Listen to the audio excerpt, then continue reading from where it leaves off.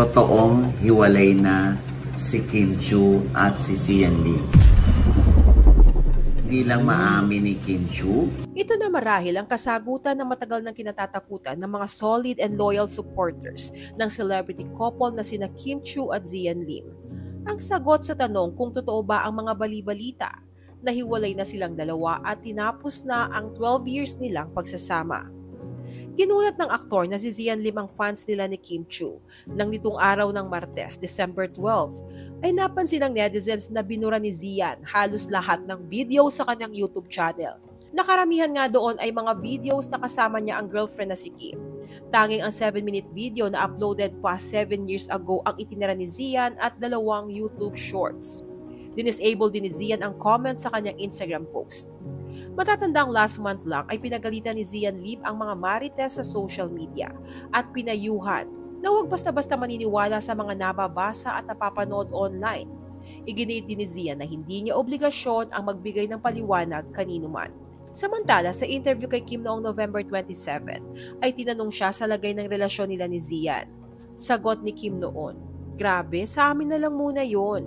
We'll just keep it to ourselves na muna." Dahil dyan ay kinabahan ng fans nila ni Kim dahil senyales na ito na totoong hiwalay na silang dalawa ni Zian. Sa vlog ni OG Diaz sa YouTube na OG Diaz Showbiz Update ngayong December 12 ay kinumpirma ng malapit na kaibigan ni OG na totoong hiwalay na sina Kim at Zian mga 2 buwan na ang nakalilipas. Gano'n na daw katagal? Naku, ang pagkakaalam ng friend ko. So mga ilang buwan na rin to? Naku, oo. Siguro mga 2 months na. Matatanda ang umugong ang spekulasyon na hiwalay na sina Kim at Zian matapos mapansin ng netizens na hindi na sila madalas nakikitang magkasama, lalo na sa mga nagdaang bakasyon ni Kim.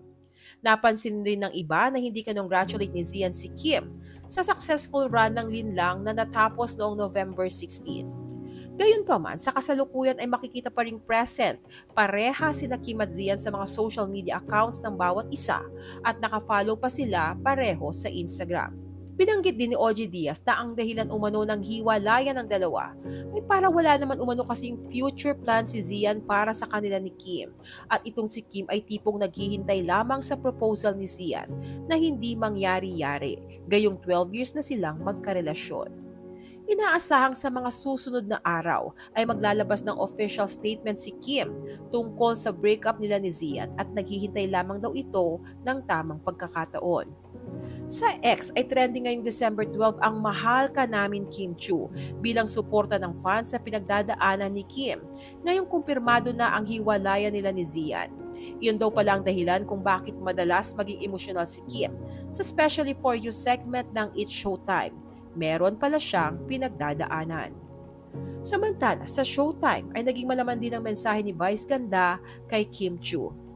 Ani Vice, maganda ka, mabuti kang tao, maganda ang mukha mo, mabuti ang puso mo, you deserve the best, you deserve love. At pagkatapos ay niyakap siya ng mahigpit ni Vice Ganda.